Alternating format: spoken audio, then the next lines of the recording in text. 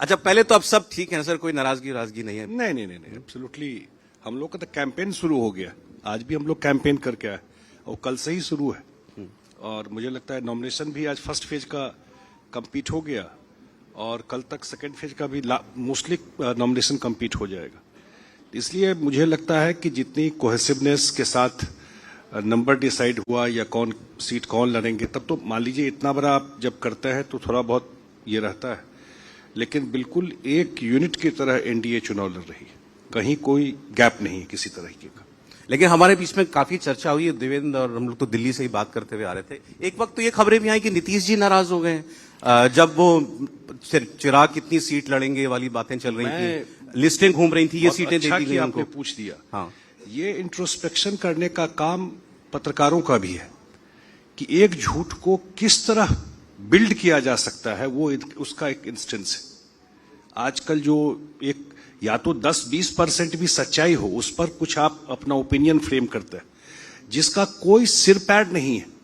हम लोग भी सुबह देखे तो पता चला कहां से ये खबर आई है, और शायद जो हमारे विपक्ष के लोग हैं कि उनको और कुछ बचा नहीं है, तो फॉल्स स्टोरी प्ले करना, कहां से कहां चले गए, रात में कौन मिल लिया, कौन नाराज हो गए, किसको डांट दिया, ये तक किसको डांट दिया, मेरे बारे में डांट दिया। तो मैंने कहा कि हम तो रात में हम लोग सारा कुछ तो निकले, कहीं कोई बात नहीं थी, कहां से चल गया।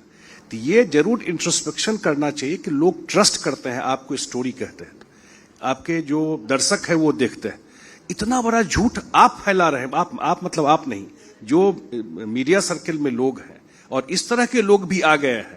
पहले कोई गलत खबर कोई चला देता था, मैं बहुत सारे जर्नलिस्ट को जानता हूं जिनको लगता था मैं किसी वजह से उनको कोई गलत जानकारी मिल गई तो खुद भी रियलाइज होता था कि कहीं न कहीं गलती हो गई। अब तो वो भी नहीं है, सुबह में कुछ बोल रहे हैं और दोपहर तक वो गलत हो गया तो कोई असर भी नहीं है इस चीज का। बिल्कुल झूठ, इससे बड़ा झूठ कुछ हो नहीं सकता है।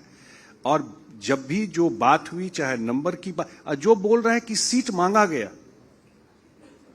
राजगीर हमारे पार्टी के मंत्री हैं रत्नेश सदा सुनबरसा, कभी चर्चा भी नहीं हुई। मांगने की बात तो छोड़ दीजिए, चर्चा भी होती है ना कि कोई चीज डिमांड किया गया, हमने रिजेक्ट कर दिया, कभी नहीं मांगा गया ये सब चीज।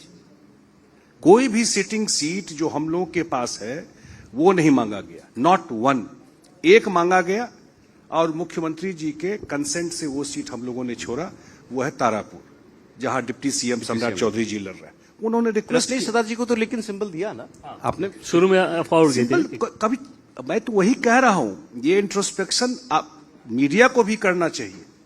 मैं थोड़ा सा इसको, अगर इसके डायमेंशन को आगे बढ़ाऊं, क्या ये अंदेशा भी है, जैसे मीडिया को तो आप कह रहे हैं कि जेडीयू के कुछ नेताओं ने भी ऐसी चीजों को प्लांट मुझे किया? नहीं पता, ये मुझे नहीं आइडिया कहां से ये बात आई है, लेकिन जो जिन सीटों की बात कह रहे हैं वो हम लोगों के, हमारे पार्टी के जानकारी में तो कभी आई ही नहीं, न कभी डिमांड किया गया। सर गौर कीजिएगा सवाल पे, क्या जेडीयू के कुछ नेताओं ने भी इसको बढ़ाया? मुझे नहीं आइडिया। मैं इसको और थोड़ा क्लियर कर दूं कि कहा यह जाता है कि क्योंकि संजय झा जी एकदम से ड्राइविंग सीट पे हैं और नीतीश जी के दिशा निर्देशन में वो पार्टी चला रहे हैं, तो कुछ आपकी पार्टी के कुछ ऐसे नेता हैं जो कि इस बात को पसंद नहीं करते, वो ये सब चीजें प्लान कर रहे मुझे हैं। नहीं लगता ये बात होगी, ये तो ज्यादा नैरेटिव विपक्ष से ये बात बनाई जाती है, क्योंकि उनको चुनाव का रिजल्ट या नीतीश कुमार का काम उनको पता है। ये चीज मैं सच्चाई बता दूं, उनको नॉलेज है कि बिहार के राजनीति के सबसे बड़े पिलर नीतीश कुमार है, तो वो कुछ न कुछ कंफ्यूजन करना, अपने